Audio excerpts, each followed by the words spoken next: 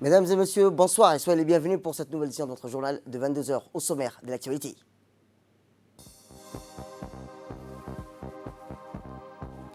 À la une dans l'actualité nationale, suivi et évaluation des spécialistes et experts pour l'administration.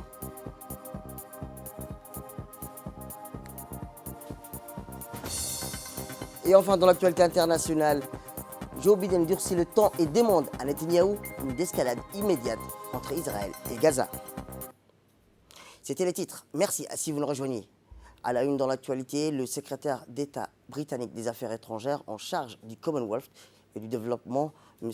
Dominic Raab, a fait parvenir un message de félicitations au président de la République, son Excellence Ismaël Merguele, suite à sa réélection à la magistrature suprême djiboutienne.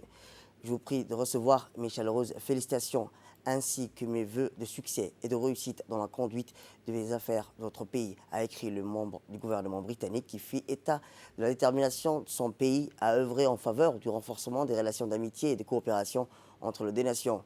Nous sommes d'autant disposés à accroître notre niveau d'échange et de concertation avec la République de Djibouti que nos deux pays ont un partage de nombreux centres d'intérêt et de préoccupations stratégiques communes, a-t-il poursuivi.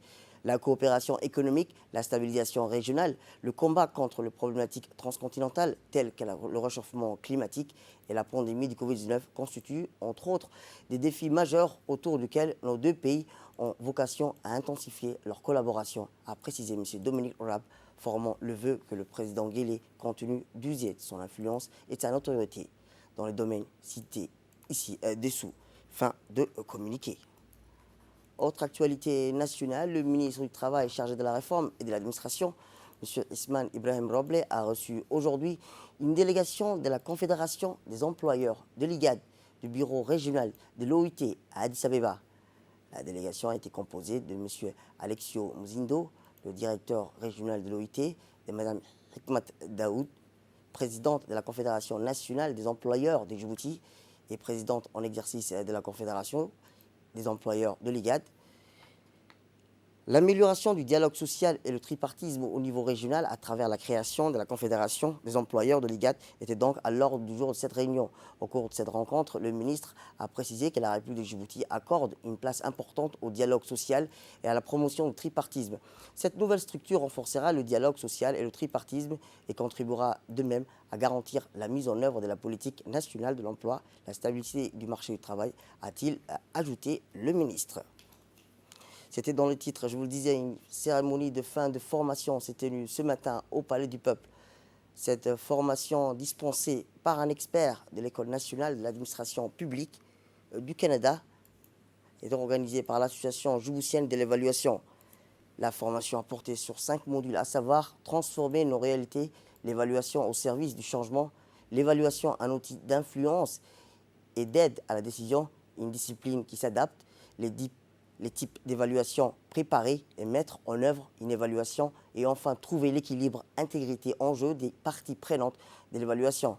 En effet, la finalité de cette formation va permettre aux bénéficiaires d'avoir toutes les qualités, les méthodes ainsi que la maîtrise des outils requis pour assurer un bon suivi, évaluation des projets et programmes.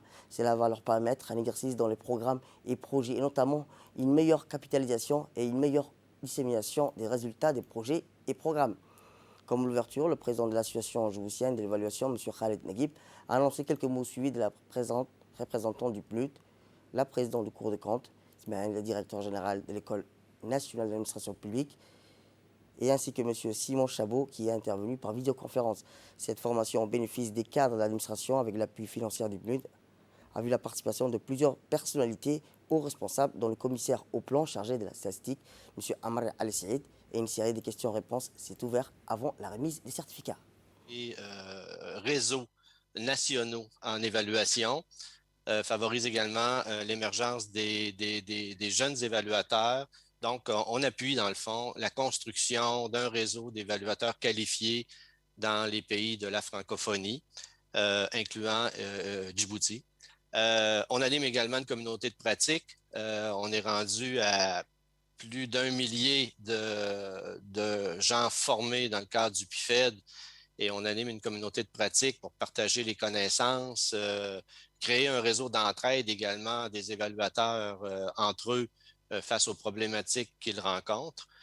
Et bientôt, nous allons amorcer une prochaine phase qui vise à accompagner les évaluateurs dans les pays de la francophonie dans leur première expérience d'évaluation, dans leur premier mandat d'évaluation.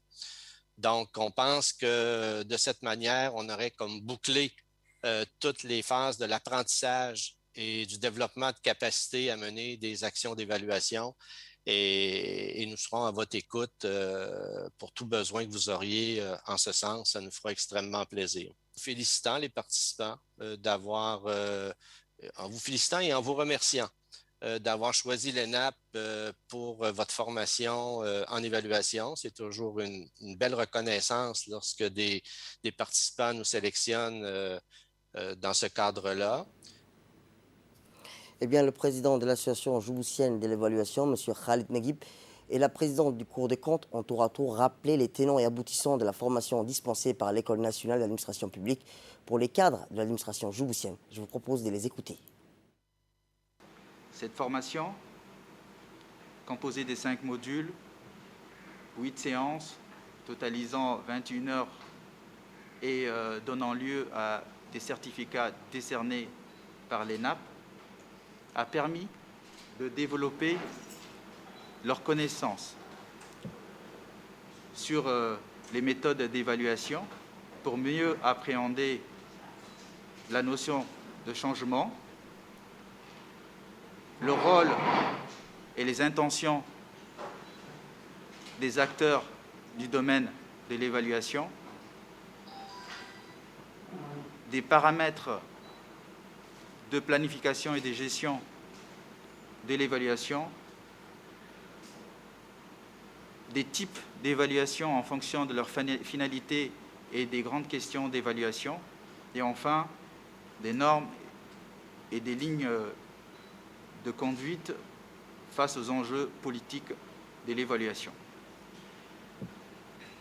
Cette activité rentre dans le cadre de notre plan d'action 2021-2023 qui vise à renforcer les capacités et le développement des compétences des évaluateurs à Djibouti.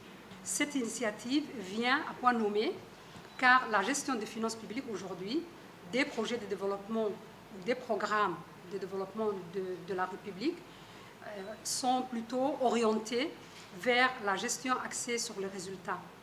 Un bon nombre de programmes et de projets de développement sont assortis de volets de suivi et évaluation. Et vous savez que la Cour des comptes a un mandat large et, je ne dirais pas exclusif, mais qui est orienté vers le contrôle de la gestion des finances publiques, des entités publiques, des programmes et des projets de développement en général. Et lorsque nous intervenons, en général, nous remarquons que dans un programme de développement où un volet de suivi et évaluation a été prévu, en général, cette activité a été maigrement mise en œuvre. Et alors, c'est autant de pertes d'efficacité et de performance et de rattrapage de la mise en œuvre du programme lui-même, parce que nous nous rendons compte qu'après coup, l'action de suivi et évaluation n'a pas été effectivement mise en œuvre. Eh bien, la finalité de cette formation est d'instaurer une véritable culture de l'administration. Mise en exergue, le commissaire au plan chargé et coordinateur national de l'unité de suivi d'exécution des politiques publiques prioritaires, M. Amare Ali-Sirid.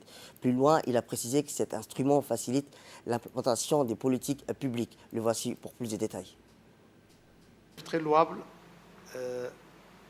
qui, à l'instar de tous les autres pays du monde, l'évaluation, donc, c'est une culture qui est rentrée dans le mœurs et qui est également donc, un instrument qui facilite la mise en œuvre des politiques publiques.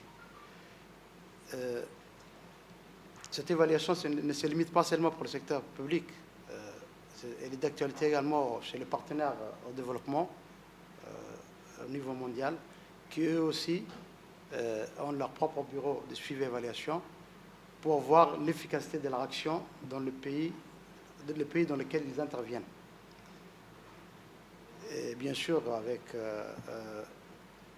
la production au préalable des indicateurs pour suivre les performances. Et à Djibouti, on a la DIZ qui a migré vers une institution, qui a pris toute son importance et qui a produit pas mal d'indicateurs au niveau national et qui ne cesse donc d'alimenter toutes les politiques publiques qui ont besoin donc des indicateurs de suivi. Parce que sans les indicateurs de suivi, on ne pourra pas évaluer les performances des politiques auxquelles le gouvernement aspire. Donc pour vous dire que maintenant, à nos jours, l'évaluation prend toute sa place et elle est d'actualité et que Djibouti se place au même niveau du reste du monde pour cette culture d'évaluation qui était absente jusqu'à ces jours et qu'il était utile d'institutionnaliser. Et Dieu merci donc avec l'USEP qui va grandir dans les années à venir.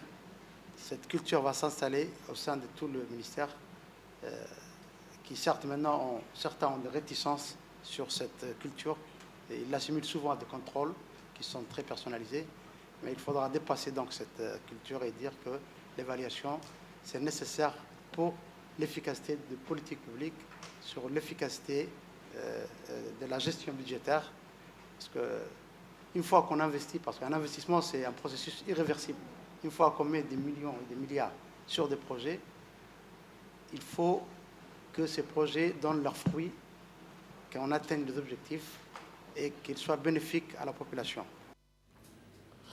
Autre actualité dans ce 22h, c'est aussi un atelier d'achèvement du programme d'appui à la réduction de la vulnérabilité dans les zones des pêches côtières. C'est tenu hier matin au Sheraton Hotel, présidé par le secrétaire général par intérim du ministère de la Culture, de la Pêche, de l'Élevage chargé des ressources halieutiques, M. Ali Delouaïs. Cet atelier a réuni également, outre les responsables politiques, la coordinatrice du projet, Mme Beiden Mohamed Mir, Dr Abdelrahman Daher et le directeur du laboratoire biotechnologique végétal, M. Saïd Khairé, directeur hydraulique plutôt rural. Ce programme qui a duré 6 années est le fruit de la coopération entre notre pays et la FIDA, son acronyme Fonds international de développement de la culture, avec un coût total de 13 millions de dollars.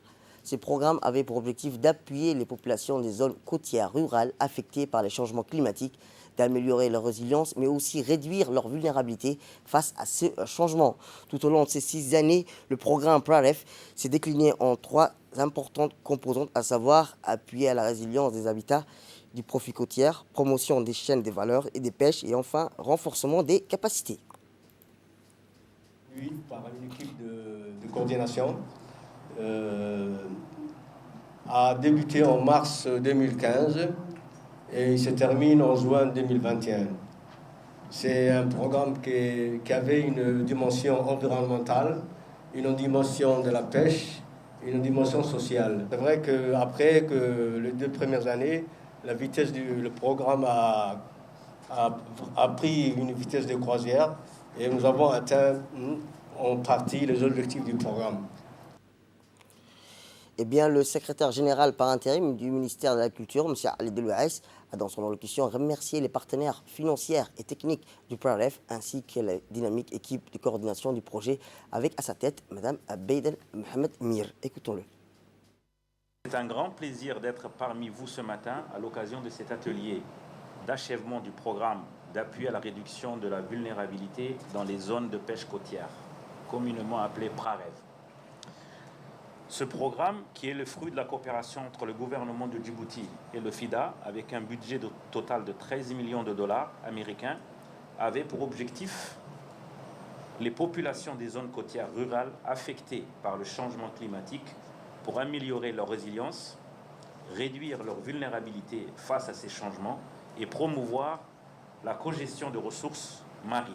Cet atelier qui nous réunit aujourd'hui n'est rien d'autre que l'occasion pour nous tous de discuter et de débattre des résultats et réalisations du programme PRAREF. Je suis convaincu qu'avec l'implication de tous, cet atelier permettra de dégager des éléments essentiels pour orienter le ministère de l'Agriculture et plus particulièrement la direction de la pêche dans l'identification des voies et moyens les plus efficaces pour pérenniser les acquis du programme PRAREF. À présent, écoutons la direction de la coordinatrice du projet, Mme Beiden Mohamed Mir. On est plutôt très satisfait des résultats. On a pu atteindre la majorité des objectifs qui étaient fixés et actuellement, oui, on peut dire qu'on est plus ou moins satisfait. Vous voyez, on a pu construire les pêcheries telles que c'était prévu. On a pu équiper ces pêcheries en équipement froid. On a également mis en place des équipements froids solaires pour les localités rurales qui n'étaient pas connectées à l'électricité. Et donc une multitude d'autres activités de renforcement des capacités pour les communautés côtières des zones rurales. Et donc voilà, donc on peut plus ou moins dire qu'on a atteint la plupart des objectifs du projet et surtout par rapport aux activités structurantes, les résultats sont visibles. À ce stade-là du projet, c'est de pouvoir mobiliser encore plus de ressources et plus de partenaires qui s'intéressent à ce secteur qui est un secteur important pour Djibouti, pour les communautés côtières et les pêcheurs. Donc on espère vraiment que d'autres partenaires prendront le relais, où déjà on se rend compte que certains évoluent déjà dans ce secteur et que l'appui pour ce secteur sera renforcé encore plus.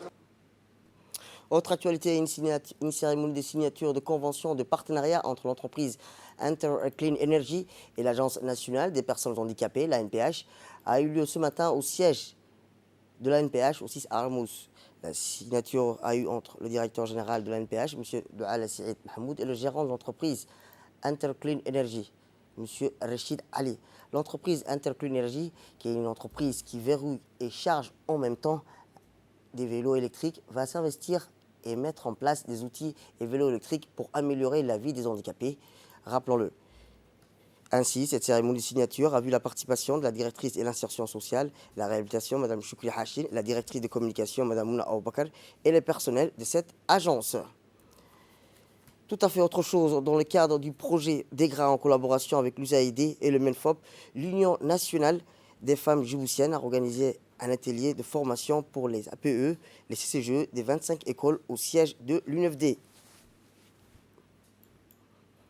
Cet atelier s'inscrit dans le cadre global du projet DEGRA sur le renforcement des capacités des associations des parents, d'élèves, des comités de gestion d'école, dans le but de renforcer l'enseignement de la lecture en République de Djibouti. Le projet DEGRA invite les associations des parents d'élèves et les comités de gestion d'école à reprendre leur rôle dans la communauté éducative. Rappelons que cet atelier fut l'occasion d'échanger avec les APE, les CGE et les sensibiliser sur l'importance de l'implication des parents dans la réussite scolaire de leurs enfants et davantage convier les APE aux différents projets extrascolaires qui seront mis en place pour les contribuer à l'amélioration et l'encadrement des conditions de travail des élèves.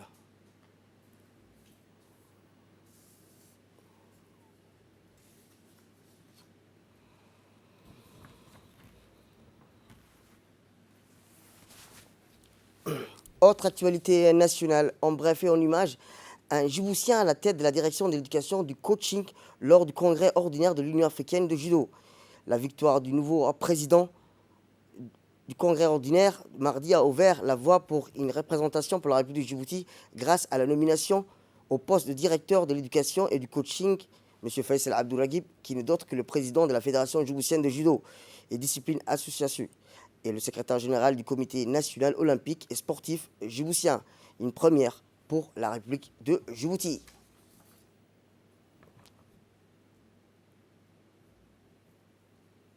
Et dans l'actualité internationale, l'aviation israélienne a encore frappé les résidences de plusieurs dirigeants du Hamas, tandis que de nouvelles roquettes ont été tirées vers Israël par des groupes armés de Gaza. Une 11e jour de conflit qui a fait au moins 227 décès côté palestinien, dont 64 enfants et 12 morts côté israélien. L'armée israélienne dit étudier le moment opportun pour cesser cette opération jusqu'à son objectif, rétablir le calme et la paix. L'opération en question consiste, selon lui, à diminuer les capacités moyens terroristes, détermination du Hamas. Le Premier ministre israélien, en difficulté sur le plan politique intérieur, tente de rester maître du calendrier. C'est la fin de cette édition. Merci à vous de nous avoir suivis. Restez avec nous pour suivre nos programmes télévisés. Prochain retrouvaille, c'est demain à 11h et bon week-end à vous.